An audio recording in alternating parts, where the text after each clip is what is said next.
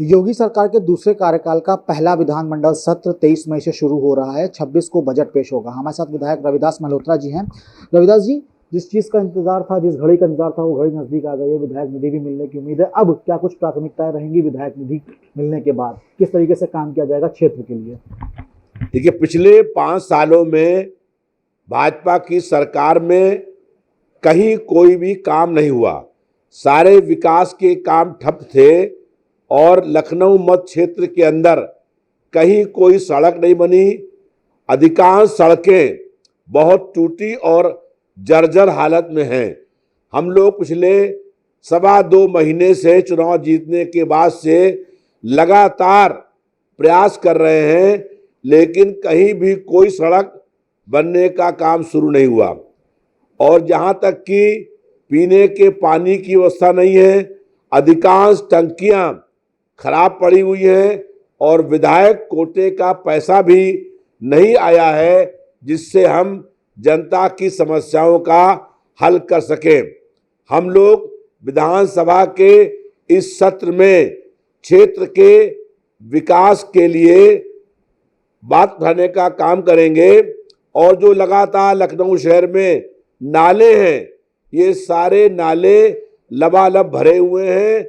अभी बरसात होगी और सारा पानी लोगों के घरों में जाएगा, इससे महामारी फैलेगी। हम लोग इस सत्र में ये प्रयास करेंगे कि लखनऊ शहर के और मध्य क्षेत्र के सभी नाले साफ करा करके उसको ढकवाने का काम हो। जो खराब टंकियां पानी की हैं उनको ठीक कराने का काम हो। विधायक कोटे का पैसा आते ही हम लोग टंकियां भी ठीक कराएंगे और हर विधानसभा, पूरी विधानसभा के अंदर हर क्षेत्र में नई टंकियां लगवाने का काम करेंगे। और जो गलियां टूटी हुई हैं, जिसके लिए जनता का जीवन दुभर हो गया है, कहीं लाइट की व्यवस्था नहीं है, अधिकांश स्ट्रीट लाइटें खराब पड़ी हुई हैं, जल निकासी की कोई व्यवस्था नहीं है, इन सब मुद्दों को लेके हम लोग विधानसभा के अंदर उठाने का काम करेंगे और बजट के आवंटन के बाद विकास निधि से काम करने का काम करेंगे। रविदास जी, समाजवादी कैंटीन भी एक प्रोजेक्ट है आपकी नज़र में, इसके लिए क्या कुछ रोड मैप तैयार किया गया है? हम लोगों ने चुनाव से पहले जनता से बहुत से वादे किए थे, लेकिन हमारी सरकार नहीं बनी, इसलिए उन तमाम वादों को हम पूरा नहीं कर पा रहे हैं। अगर हम लोगों की सरकार बनी होती तो इस समय जनता को फ्री बिजली मिलने का काम शुरू हो गया होता। हमारी सरकार बनी होती तो निराश्रित जो गरीब महिलाएं हैं उनको 1500 रुपया मासिक पेंशन मिलने का काम शुरू हो गया होता।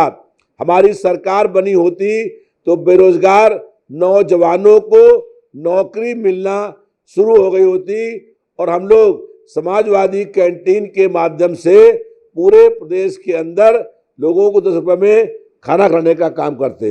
लेकिन सरकार नहीं बनी है, बहुत सारे वादे हम पूरा नहीं कर सकते हैं, लेकिन समाजवादी कैंटीन की हम स्थापना करने का तैयारी कर रहे हैं और यहाँ पर शिल्पी सरीमा के सामने जगह ले ली गई है और वहाँ बहुत शीघ्र ही जनता को 10 रुपये में भर पेट खाना मिलेगा और जिसके पास 10 रुपये नहीं भी होंगे उसको भी हम लोग भर पेट खाना देने का काम करेंगे। हमारा ये प्रयास होगा कि लखनऊ मध्य क्षेत्र में और लखनऊ शहर में कोई भी आदमी भूखा न सोने पाए। रविदास जी, सड़क, स्वास्थ्य, शिक्षा, इनके लिए भी क्या कुछ रोड मैप तैयार किया गया है आपके द्वारा? जब विधायक निधि का पैसा आएगा उसके बाद इन चीज़ों पर किस तरीके से ध्यान दिया जाएगा?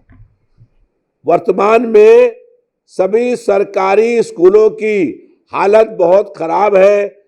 वहाँ न शौचालय है, न बिजली है, न कुर्सी है, न मेज है, न पंखे हैं और न वहाँ पढ़ाई हो रही है।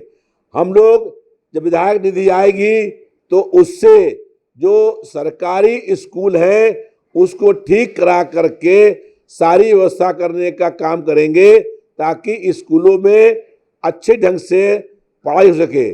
स्वास्थ्य सेवाएं चरमरा गई हैं और ना दवा उपलब्ध है, ना जांच हो रही है। जनता बुरी तरह परेशान है। हम लोगों ने ये प्रयास किया था और हमारी सरकार बनी होती तो जनता को दवा, इलाज, जांच और बेड सब फ्री में मिलने का काम हो रहा होता, लेकिन इस सरकार में स्वास्थ्य सेवाएं चरमरा गई हैं और जनता बुरी तरीके से परेशान है। ना सड़कों का निर्माण हो रहा है, ना स्कूल का रखरखाव हो रहा है, ना अस्पताल में जांच और दवा मिलने का काम हो रहा है। इतनी जल्दी ये सरकार जो है असफल और नाकाम हो गई है और पूरे प्रदेश में लगातार अपराध बढ़ रहे हैं। रविदास जी, आखिरी सवाल है मेरा। अगर देखा जाए तो अब 23 तारीख से शुरू हो रहा है विधानमंडल सत्र, किन मुद्दों को लेकर सरकार से सवाल किया जाएगा, इसके लिए भी कोई रणनीति तैयार की गई है? 23 तारीख को जब विधानसभा का सत्र शुरू होगा तो बढ़ती हुई महंगाई को लेकर के सरकार को घेरने का काम होगा। सरकार की गलत नीतियों के कारण, पेट्रोल डीजल के दाम बढ़ने के कारण दैनिक उपयोग की वस्तुओं में बेतहाशा वृद्धि हुई है और मूल्य वृद्धि से जनता बुरी तरीके से परेशान है। हम लोग महंगाई के मुद्दे को लेकर के सरकार को घेरने का काम करेंगे। प्रदेश में लगातार बेरोजगारी बढ़ रही है।